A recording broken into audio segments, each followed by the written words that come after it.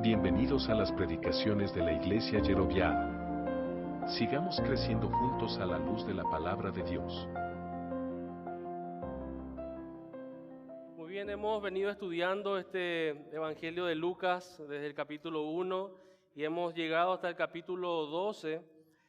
Y en el capítulo 11, del versículo 37 al 54, vinimos estudiando un buen tiempo acerca de esta denuncia que Jesús hace contra los religiosos de su tiempo, y Él les llama hipócritas. Y fuimos viendo cuáles son los síntomas con los cuales se puede diagnosticar la hipocresía, cuáles eran las evidencias de la hipocresía de los religiosos del tiempo de Jesús, que siguen siendo las mismas evidencias y los mismos síntomas con los cuales podemos diagnosticar la hipocresía en nuestras propias vidas. Y a través de las palabras de Jesús pudimos ver cómo Él identificó esa hipocresía y obviamente también la podemos identificar en nosotros. Así llegamos al capítulo 12, versículos 1 al 12, y vimos que en el versículo 1 el Señor hace un llamado a sus discípulos. Ya no se dirige a los religiosos, sino que ahora se dirige a sus discípulos, a los que iban comprendiendo la verdad del Evangelio, y les hace una advertencia, les dice: guardaos de la hipocresía. Cuídense, guárdense de la hipocresía. Y ese consejo, ese llamado que hace el Señor sigue retumbando hasta el día de hoy para nosotros. Cuidado con la hipocresía. Y fuimos viendo que para la hipocresía todos somos vulnerables. Todos podemos caer en eso, por eso somos llamados a guardarnos. Era algo que no solamente pasaba para los religiosos del tiempo de Jesús, sino que para sus propios discípulos era también una posibilidad que estuvieran en hipocresía, la misma hipocresía que la de los fariseos y de los escribas. Después de marcar la hipocresía de los religiosos, dejó en claro que sus discípulos, y nosotros también como sus discípulos, también somos propensos y vulnerables a caer en la hipocresía. Y Lucas va a continuar registrando las enseñanzas de Jesús, y él va a realizar un segundo llamado. Vimos que él dijo: guardaos de la hipocresía, y vamos a encontrarnos con una segunda advertencia.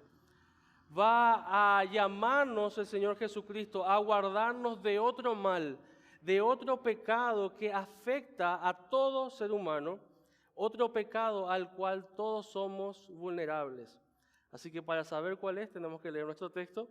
Vamos al versículo 13 y vamos a estudiar hoy hasta el versículo 21. Lucas, capítulo 12, versículo 13 al 21. Dice así, versículo 13. Le dijo uno de la multitud: Maestro, di a mi hermano que parta conmigo la herencia. Mas él le dijo: Hombre, ¿quién me ha puesto sobre vosotros como juez o partidor? Y les dijo: Mirad y guardaos de toda avaricia, porque la vida del hombre no consiste en la abundancia de los bienes que posee. Versículo 15 nuevamente. Les dijo: Mirad y guardaos de toda avaricia, porque la vida del hombre no consiste en la abundancia de los bienes que posee. También les refirió una parábola, diciendo: la heredad de un hombre rico había producido mucho, y él pensaba dentro de sí diciendo: ¿qué haré? Porque no tengo dónde guardar mis frutos. Y dijo: esto haré. Derribaré mis graneros y los edificaré mayores, y allí guardaré todos mis frutos y mis bienes. Y diré a mi alma: alma, muchos bienes tienes guardados para muchos años. Repósate, come, bebe, regocíjate. Pero Dios le dijo: necio, esta noche vienen a pedirte tu alma, y lo que has provisto, ¿de quién será? Así es el que hace para sí tesoro y no es rico para con Dios. Acá tenemos una segunda advertencia, un segundo llamado que el Señor nos hace, no solamente a guardarnos de la hipocresía, sino que también ahora nos llama, dice el versículo 14, guardaos de toda avaricia, guardaos de toda avaricia. La palabra avaricia también es sinónimo de la codicia, que quizás es una expresión que usamos un poco más, el ser codiciosos.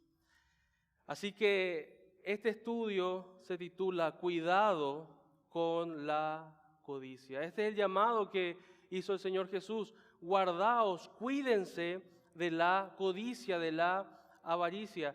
Y antes de ir comprendiendo el pasaje, vale la pena comprender de qué estamos hablando cuando nos referimos a codicia o a la avaricia. La palabra griega que Lucas utiliza acá al escribir su relato es la palabra pleonexia en el griego. No existe en el español una sola palabra que pueda explicar totalmente lo que significa el término pleonexia, porque ese término implica mucho más que una codicia que nosotros conocemos. Quizás podríamos explicarlo con la siguiente frase: una codicia intensa, una codicia que no solamente tiene avaricia, sino que es intensa. Y habla de un deseo que es desmedido en busca del beneficio personal. Esa codicia, esa pleonexia, esa palabra que usa Lucas, es una codicia intensa, un deseo desmedido de beneficio personal que, ojo, no se limita al dinero. Nosotros normalmente cuando hablamos de alguien codicioso, casi siempre nos referimos a alguien que quiere plata, que quiere dinero, alguien que tiene una avaricia, que quiere tener cada vez más dinero, más bienes materiales. Pero la pleonexia no se limita simplemente a bienes materiales o a dinero, sino que es un anhelo intenso por la búsqueda de, obviamente, riquezas, pero también de estatus y de poder. Esa codicia, esa hambre de poder, de influencia, de estatus, de riqueza. Y este anhelo lleva al hombre a usar todos los medios que tiene a su alcance para incluso aprovecharse de su prójimo. Por eso esta palabra pleonexia también está ligada a la estafa y al fraude. Por eso esta palabra en griego es muy amplia, abarca una profundidad de conceptos que en español tenemos que usar varias palabras para explicarla. Y esa es la palabra que usa Jesús acá. Cuidado con la pleonexia, cuidado con esta codicia intensa, ese anhelo en la búsqueda de riquezas, de estatus y de poder. El comentarista Lightfoot define la pleonexia como la disposición presta siempre a sacrificar al prójimo en beneficio nuestro, por cualquier causa, no meramente por dinero. Esta codicia que está hablando Jesús lleva al punto de no solamente esforzarse uno mismo, de sacrificarse uno mismo para alcanzar algo, sino que está dispuesto a sacrificar a otro con tal de alcanzar lo que está anhelando. Por eso hablábamos que está ligado al fraude, está dispuesto a engañar, a pisotear, a mentir a otros. En la antigüedad, un grupo que se llamaban los moralistas, que era un grupo latín, que hablaban todos en latín en ese tiempo, ellos definieron la codicia o la pleonexia con una frase en latín: amor sceleratus habendi. Amor sceleratus habendi. ¿Qué significa? El maldito amor de poseer. El maldito amor de poseer. Así ellos se referían a la codicia. Amor sceleratus habendi. Esa maldita pasión, dice, de querer poseer, de querer tener. Otro comentarista dice que la pleonexia, esa codicia que está hablando Jesús acá, es el pecado del hombre que ha dado rienda suelta al deseo de conseguir cuanto no debe, que piensa que sus caprichos, apetitos y anhelos son las cosas más importantes de la vida, que ve a los otros como objetos para explotar, que no tiene más Dios que Él y sus deseos. Esta codicia lleva hasta ese punto, este pecado lleva hasta ese punto, que piensa que sus caprichos, sus apetitos, sus anhelos son lo más importante de esta vida. Y que ve a los demás como herramientas, como objetos para explotarlos, para sacar provecho para su propio beneficio. Y que no hay más Dios que Él y sus deseos. A ese punto lleva la codicia. Algunos comentaristas incluso hablan de que quizás la pleonexia, dicen, fue lo que surgió en el corazón de Lucifer y de los ángeles caídos, que anhelaron, que desearon lo que no debían, y que no había nada más que ese deseo, que ese anhelo de alcanzar más gloria, más poder, más influencia. Así que de eso estamos hablando cuando nos referimos a la codicia, a la avaricia, a este término pleonexia. Y vamos a ir estudiando más adelante las veces que aparece en el Nuevo Testamento esta expresión también. Pero vamos a ir desmenuzando un poco nuestro pasaje. Y en el versículo 13, en primer lugar, nos encontramos con la petición, una petición. Dice Lucas que se acerca un hombre que sale de la multitud, se acerca a Jesús, ¿y qué le pide a Jesús? Normalmente cuando alguien se acercaba a Jesús era para pedirle algo milagroso, algo sobrenatural. Señor, acá te traigo a mi hijo, sanale, acá te tengo. Señor, vení conmigo que tengo a mi hijo, a mi hija que se está muriendo en casa. Señor, saname, quiero ver. Señor, acá está nuestro amigo, hacerle caminar porque está paralítico. Pero este hombre, a diferencia de muchos otros que se acercaron, él vino con una cuestión muy distinta. Él viene con un conflicto muy diferente y se acerca de toda la multitud, que fue algo difícil, tuvo que haber peleado, luchado para llegar hasta Jesús. Cuando llega hasta Jesús, le hace un pedido. ¿Cuál es el pedido? Señor, habla con mi hermano para que comparta conmigo su herencia. Un pedido totalmente anormal. Los rabinos, y uno dice, ¿por qué se acercó a Jesús a pedirle eso? ¿Qué sentido tenía? ¿Por qué este hombre pensaba que Jesús iba a hacer eso? ¿Por qué este hombre vio en Jesús la esperanza de alguien que podía abogar por él, que podía interceder por él para que hablara y le convenciera a su hermano de que le dé parte de la herencia? Es que los rabinos acostumbraban a meterse en este tipo de conflictos, con sus consejos, con sus enseñanzas.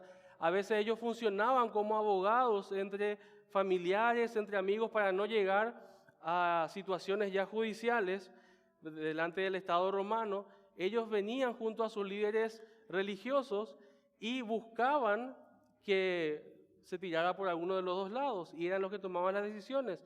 Muchos veían a Jesús como rabino, como maestro principalmente. Este hombre va y pide que salga a hablar a favor suyo, diciéndole a su hermano que comparta su herencia con él. Esa es la información que tenemos acerca de lo que este hombre pidió. Pero algo que sabemos es que en la cultura judía, el primogénito tenía el derecho de recibir el doble de herencia que todos los demás hijos. O sea que el padre, para dar la herencia, tenía que repartir entre todos los hijos, pero tenía que dar el doble que a todos los demás al primogénito. Por eso era tan importante la primogenitura. Por eso algunos estuvieron dispuestos a querer comprar la primogenitura. Por eso era tan grave despreciar la primogenitura. Porque era el hombre que iba a continuar el nombre de la familia. Entonces tenía que tener un sustento, una base mucho más grande para continuar ese legado y le daban el doble. Entonces posiblemente, esto no es lo que nos dice el texto, pero probablemente este hermano que venía a pedir era un hermano menor, que venía a querer hablar con Jesús, a decirle: Señor, habla con mi hermano, que quizás está recibiendo el doble que yo, que comparta ese extra que tiene y me dé un poco más de lo que ya estoy recibiendo como heredero de mi padre. Esa quizás es una buena explicación para entender el rechazo también de Jesús y la respuesta de Jesús, porque acá vemos que este hombre inmediatamente deja en evidencia cuál era su prioridad, cuál era su anhelo. Este hombre no estaba en la miseria, este hombre no había quedado sin herencia, porque todos los hijos le correspondía herencia, pero él quería más de lo que le tocaba. Él quería más de lo que por ley le correspondía. Y Jesús, obviamente, conocía su corazón. Jesús sabía que él estaba queriendo más y más y más. Y vio en este hombre un corazón codicioso. Un corazón que podemos llamarle pleonéxico, ¿verdad? Un corazón que ejercía esa pleonexia. Y particularmente creo, es muy probable que este hermano se haya atrevido a llevar a su hermano delante de Jesús para decirle: habla con mi hermano, convence a mi hermano. Porque es medio ilógico pensar que él esperara que Jesús fuera a su casa, hablara con su... Posiblemente él ya tramó todo, armó todo y trajo a su hermano: habla con mi hermano para que me dé. ¿Qué le dijo Jesús? Y Jesús responde en plural: ¿quién me ha puesto sobre vosotros? Quizás está hablando a los dos hermanos, como juez o partidor. ¿Quién me puso a mí como encargado de distribuir la herencia? Ese no es mi trabajo, esa no es mi función. Pero antes de detenernos en la respuesta de Jesús, al pensar en este hombre, al pensar en su pedido, en su anhelo, pienso en muchos que ven a Jesús hoy también como un solucionador de problemas. Ven a Jesús como alguien que está ahí para solucionarle los problemas, como una herramienta para alcanzar sus propios objetivos, pero no como el Salvador de sus almas. Aquellos que entendían quién era Jesús realmente, venían a Jesús con otro tipo de actitud. Venían a Jesús pidiendo otro tipo de cosas.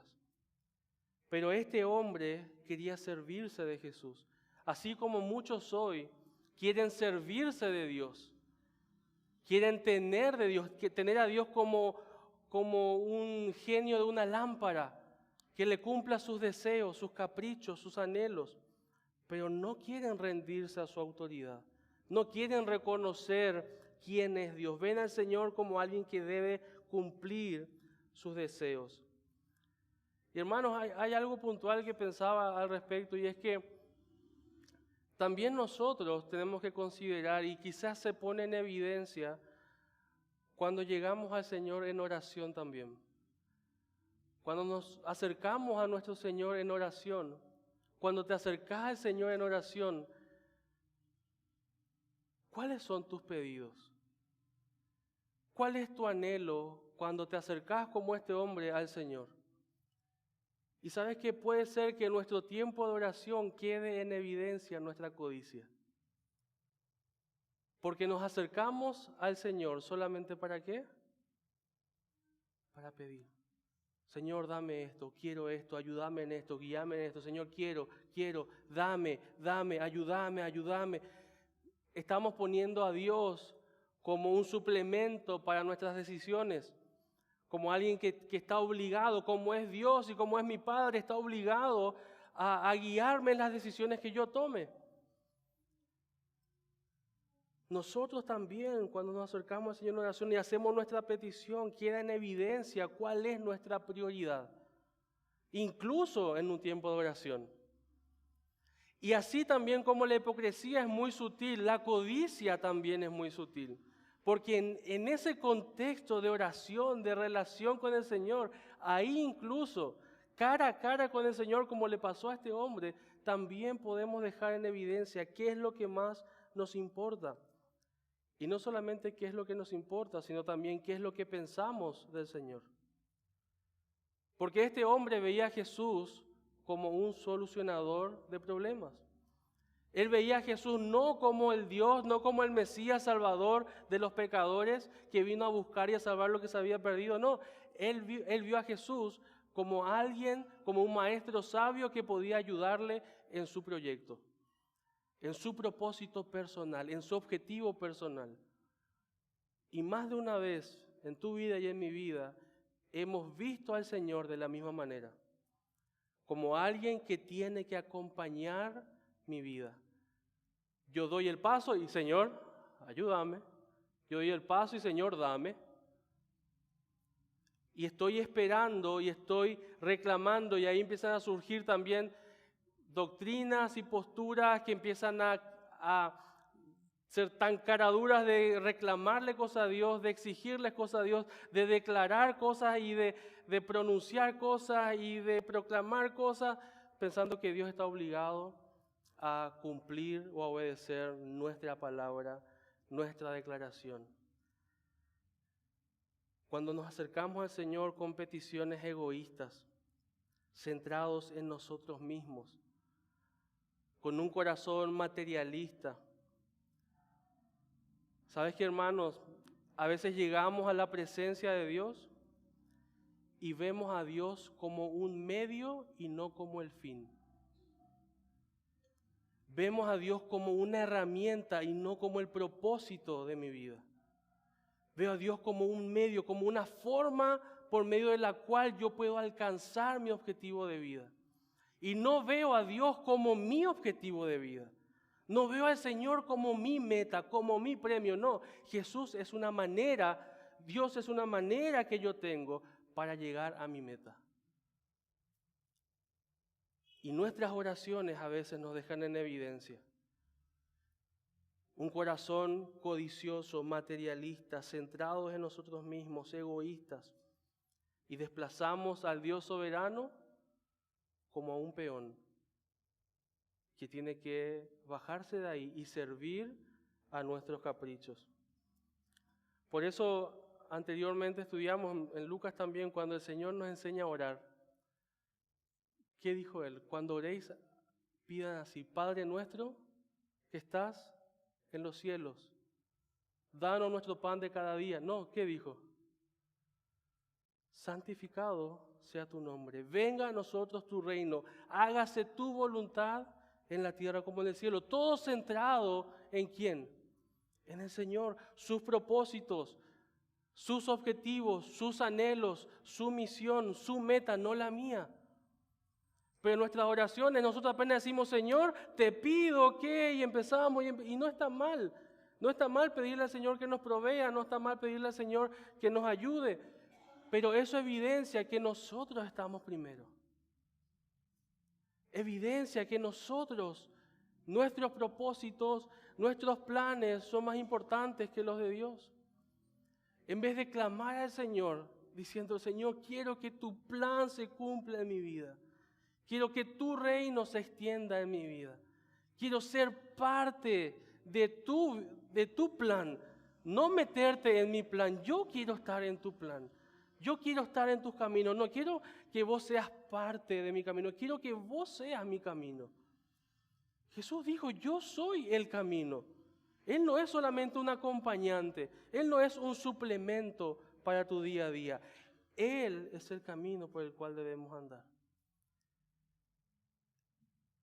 Después de anhelar su gloria, después de anhelar de que su nombre sea exaltado, ahí pedimos, ahí nos derretimos delante del Señor.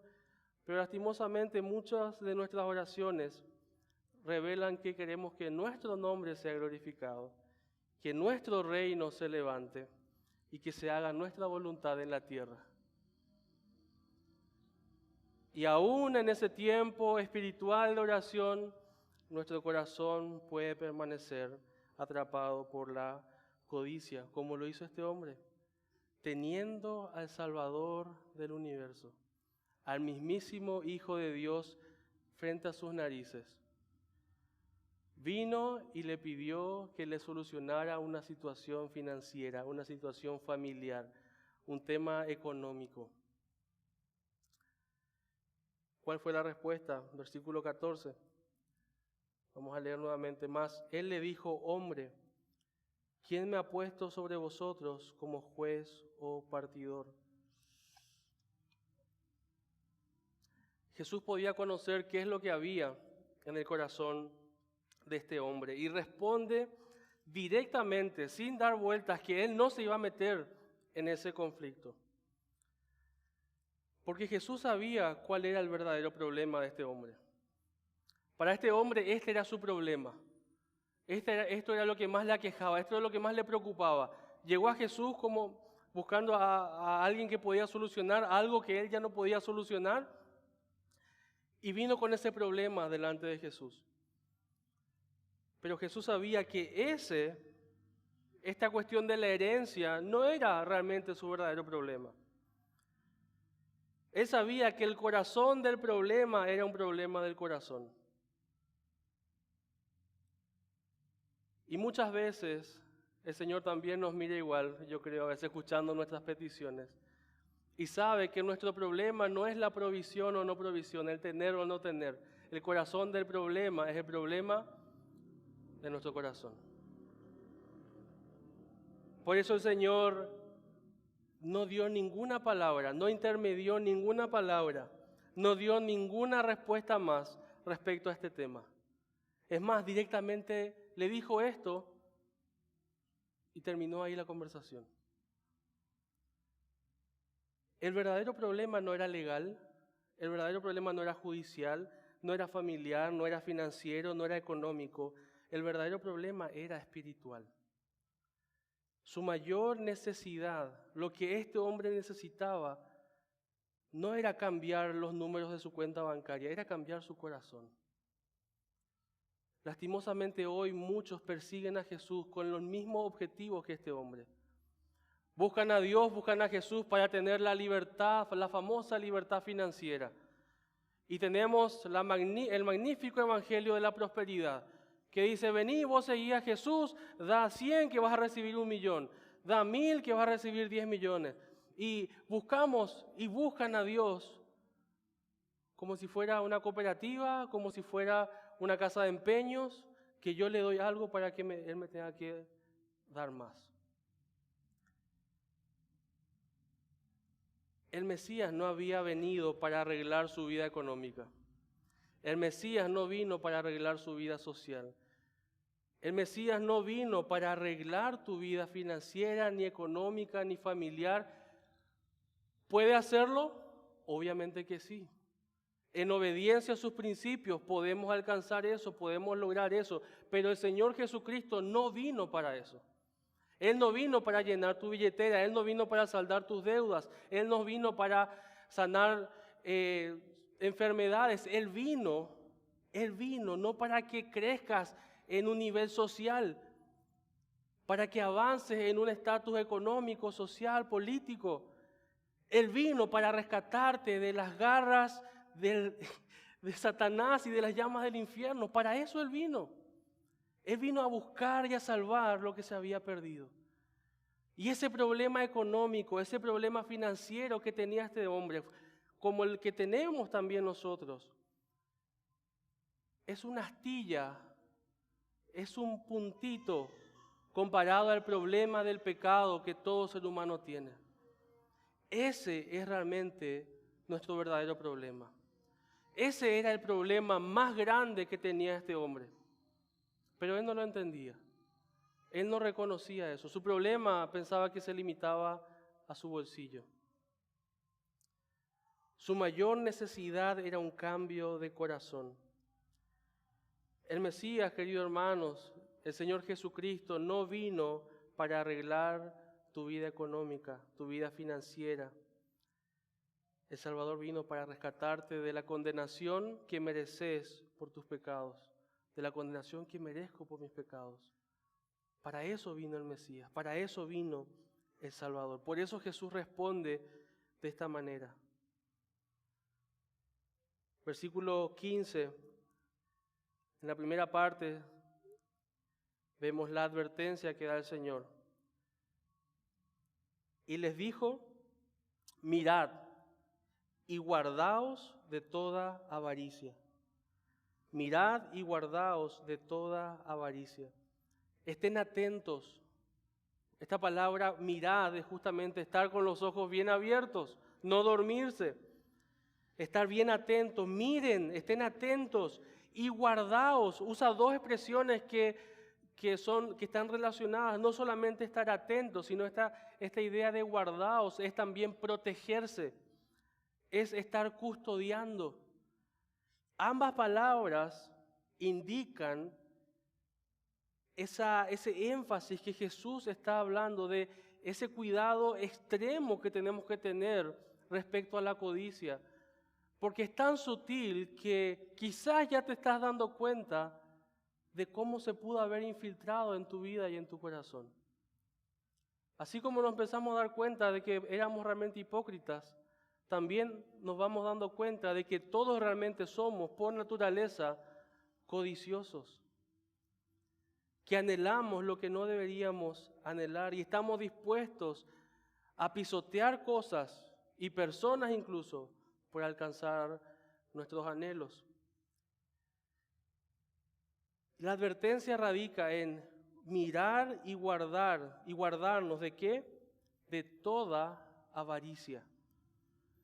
Y esta palabra toda está implicando toda clase, toda forma, toda expresión y manifestación de avaricia, de codicia. O sea, la codicia no tiene solamente una forma. La codicia no se presenta solamente como alguien que quiere más plata, como hablábamos hace rato. Por eso debemos cuidarnos de todas las formas de codicia. Vamos a leer algunos pasajes, son 10 versículos en los que esta palabra pleonexia aparece en el Nuevo Testamento. 10 veces encontramos esta expresión y dice Mateo 7, voy a ir leyendo, por ahí puedes anotar y por ganar tiempo yo te voy leyendo los pasajes. Mateo 7, 21 al 23, vemos que la codicia proviene por naturaleza del corazón pecaminoso. Dice Mateo 7, 21 al 23, porque de dentro del corazón de los hombres salen los malos pensamientos, los adulterios, las fornicaciones, los homicidios, los hurtos, las avaricias, en plural, las maldades, el engaño, la lascivia, la envidia, la maledicencia, la soberbia, la insensatez. Imagínate en la lista que está la avaricia. Todas estas maldades, ¿de dónde salen? ¿De dónde salen? De dentro. No es que alguien, me provocó y por su culpa. No, de dentro del corazón salen todas estas cosas. De tu corazón, de mi corazón, que por naturaleza somos avaros, somos codiciosos. ¿Y qué hacen? Contaminan al hombre. La codicia viene del corazón pecaminoso. Pero también la codicia es una vida de codicia que vive crónicamente en esta práctica codiciosa. Es señal de muerte espiritual. Es característica de alguien que no sigue a Dios, que no ama a Dios. Romanos 1, 28 al 32 dice, y como ellos no aprobaron tener en cuenta a Dios, Dios los entregó a una mente reprobada para hacer cosas que no convienen, estando atestados de toda injusticia, fornicación, perversidad, ¿qué más? Avaricia, maldad, llenos de envidia, homicidios, contiendas, engaños, malignidades, murmuradores, detractores, aborrecedores de Dios, injuriosos, soberbios, altivos, inventores de males, desobedientes a los padres, necios, desleales, sin afecto natural, implacables, sin misericordia, quienes habiendo entendido el juicio de Dios, que los que practican tales cosas son dignos de muerte. No solo las hacen, sino que también se complacen con los que la practican. La avaricia, la codicia está dentro de la lista de pecados que, si son habituales en una persona, es clara señal de que está muerto espiritualmente. Que si alguien está entregado a una vida de codicia, es como alguien que está practicando cualquiera de los otros pecados que a veces decimos que son más terribles que están en esta lista. Muchos decimos, no, ese fornicario, ese adúltero, esos que están todo el tiempo haciendo cosas, homicidios, ¿verdad? Asesinos. Los codiciosos están al lado, están en esa lista. La codicia debe ser abandonada por el creyente. Efesios capítulo 4, versículo 17 al 19, dice: esto pues digo y requiero en el Señor, que ya no andéis como los otros gentiles, que andan en la vanidad de su mente, teniendo el entendimiento entenebrecido, ajenos de la vida de Dios, por la ignorancia que en ellos hay, por la dureza de su corazón, los cuales después que perdieron toda sensibilidad, se entregaron a la lascivia para cometer con avidez. Y esta palabra avidez es justamente esta palabra pleonexia. Con codicia. Se entregaron a la lascivia para cometer con codicia toda clase de impureza. Efesios 5, versículo 3 dice: pero fornicación y toda inmundicia. Ahí nosotros decimos, sí, estos pecados son gravísimos. Y después sigue diciendo, o avaricia, ni aun se nombre entre vosotros. Fornicación, toda inmundicia o avaricia, ni aun se nombre entre vosotros, como conviene a santos. Hermanos, para el Señor es grave este pecado de la codicia. Colosenses 3, 5 al 7 dice: hagan morir pues lo terrenal en vosotros. Nuevamente, fornicación, impureza, pasiones desordenadas, malos deseos y avaricia, que es idolatría.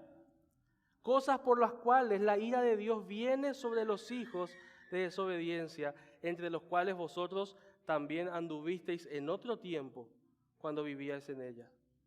O sea, es algo del pasado, debe ser algo del pasado. El creyente debe abandonar la codicia, debe luchar, debe matar la codicia dentro suyo, debe estar peleando día a día, no normalizar la codicia en su corazón.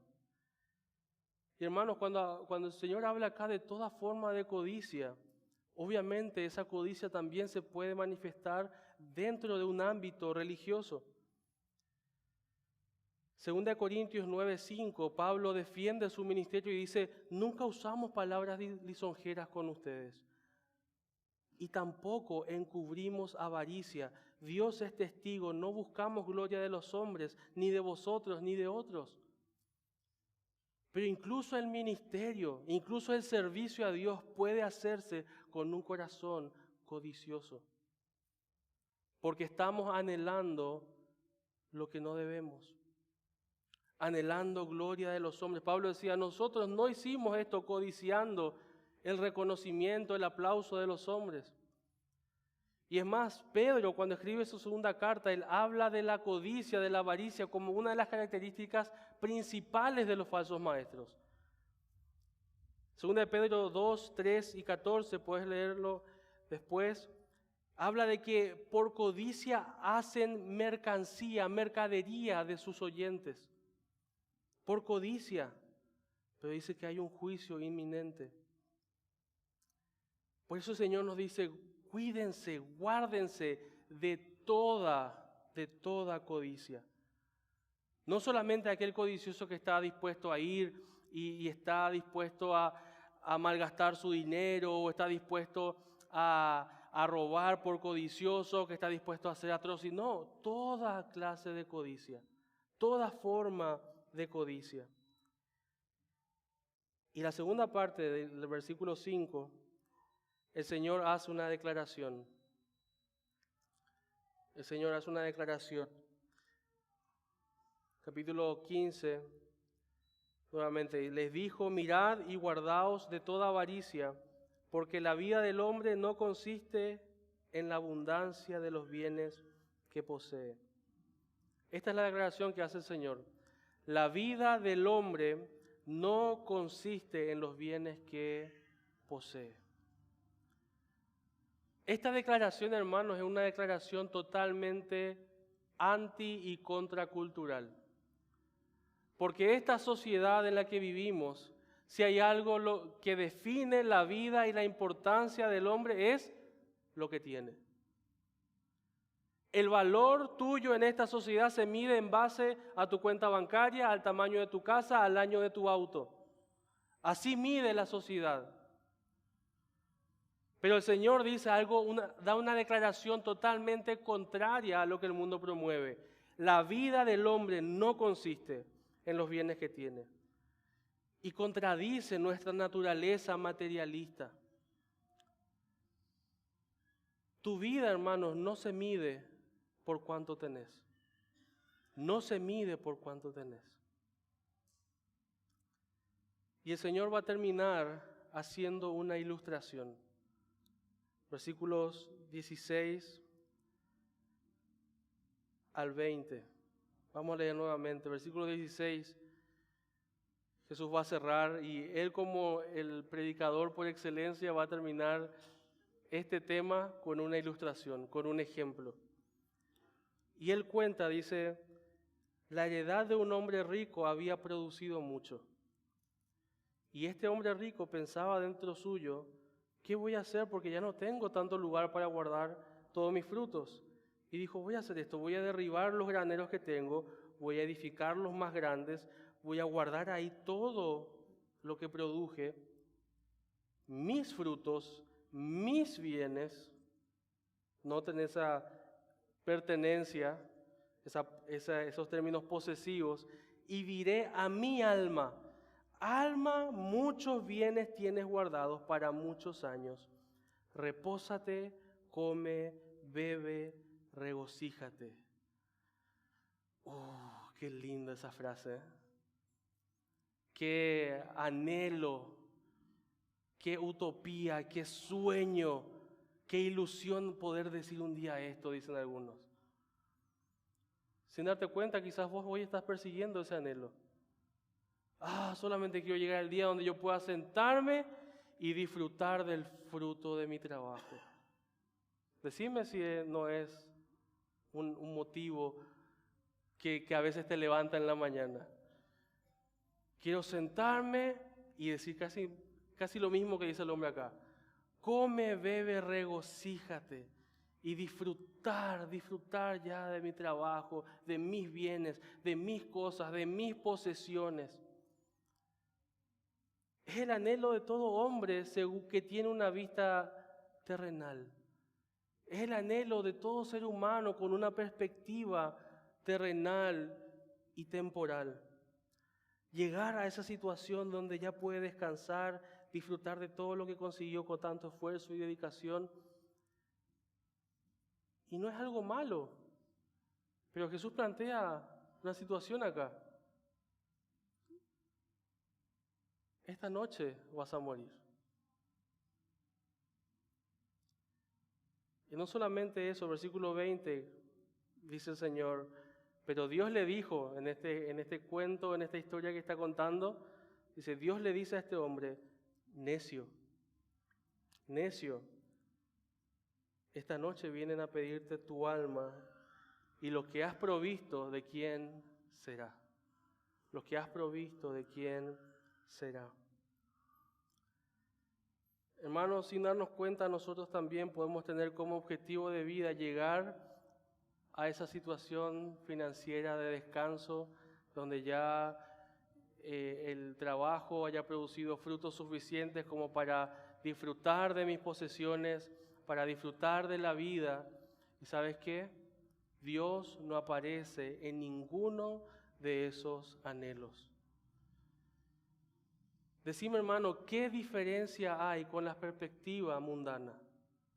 ¿Qué diferencia hay en esa visión que puede tener un cristiano con la que tiene un inconverso? Y sin darnos cuenta, estamos tan arraigados, estamos tan metidos en la codicia, que lo que nos levanta y nos despierta cada día es simplemente alcanzar lo material. Es alcanzar algo que no vamos a poder llevar más allá del cajón, que va a quedar acá. El Señor mira eso desde la perspectiva eterna y dice, tonto. Esa es la palabra que usa, tonto. Podríamos traducirlo porque es una palabra más fuerte, es la palabra afrón en el griego. Pero creo que ya entendiste la idea. Tonto, necio. Significa sin sentido, sin razón. Esta palabra también describe el carecer del sentido común. Es dejar de pensar, es dejar de razonar. Esa es la opinión de Dios sobre quien se dedica y se desvive solamente por acumular bienes materiales. Porque Él mira desde una perspectiva eterna y dice, tus 60, 70, 80 años y los frutos de tu trabajo, ¿qué comparación tienen con lo que es la eternidad? ¿Qué significancia tiene con lo que es eterno, con lo que no perece? En la perspectiva cristiana, vivir de esta manera, hermanos, es necedad, es irracional, es una tontería, es una locura, es un mal negocio, es un mal negocio, es un emprendimiento destinado al fracaso. Si estás emprendiéndote en este camino codicioso de anhelar y de alcanzar solamente lo material y queriendo incluir a Dios como una ruedita que te ayuda para avanzar en tus proyectos, déjame decirte, hermano, estás avanzando en un camino de necedad impulsado por la codicia. Y esa es una empresa destinada al fracaso. Ojo, hermano, el Señor Jesús con esta ilustración no está condenando el ser emprendedores, no está condenando el proyectarnos a aumentar los bienes, no está condenando el ahorrar, no está condenando el anhelo de jubilación, no está condenando el anhelo de descanso o disfrute de lo material. No, lo que Él está condenando es el esforzarse, planificar, proyectar y acumular solamente para lo material. Y dice el versículo 21, que no es rico para con Dios. No ser rico para con Dios. Así es el que hace para sí tesoros y no es rico para con Dios. Hermano, la verdadera tragedia de este hombre de la historia no es lo que se perdió, no es lo que quedó, sino lo que le espera. Esa es la verdadera tragedia. No es lo que dejó atrás. Uy, mira los bienes que no pudo disfrutar. No, esa no es la verdadera tragedia. Lo trágico es lo que le espera. Lo trágico es la eternidad que le espera. Si los bienes, si lo material, si lo social, si lo financiero, si todo esto material fue su anhelo. Esta noche vienen a pedirte tu alma y lo que acumulaste, ¿de quién será? Hermanos, esa pregunta tenés que hacerte hoy. Todo por lo que me estoy esforzando hoy, todo lo que estoy buscando alcanzar, mis objetivos, mis metas, mis anhelos, si esta noche el Señor decide llevarme, ¿para qué se aprovechará? Y obviamente solamente tendrá provecho aquello que es eterno, aquello que hemos sembrado con esperanza, viviendo la eternidad, utilizando estos bienes como un medio y no como un fin. Pero a nosotros nos encanta dar vuelta a los conceptos. Y hacemos de Dios nuestro medio para el fin, alcanzar el fin de lo material y de lo terrenal. Así de tontos podemos ser, así de incoherentes podemos ser. Hermanos, Dios tiene que ser nuestra meta. El Señor tiene que ser nuestro tesoro. Él tiene que ser nuestro deleite, y lo que Él te permita hacer en esta vida, el trabajo, la profesión, la posición social que puedas tener, la influencia que puedas tener, deben ser medios que vos dispongas para la causa del reino de Cristo, para que su nombre sea santificado, para que su voluntad sea hecha, que sea todo lo que Él te ha dado, sea una herramienta y no sea tu tesoro. A veces nos equivocamos de cofre y lo que debería estar en el cofre de tesoro está en la caja de herramientas. Cristo debería estar ahí, nuestro tesoro más preciado, pero mucho lo tenemos en una caja de herramientas, que lo buscamos cuando necesitamos para nuestros proyectos.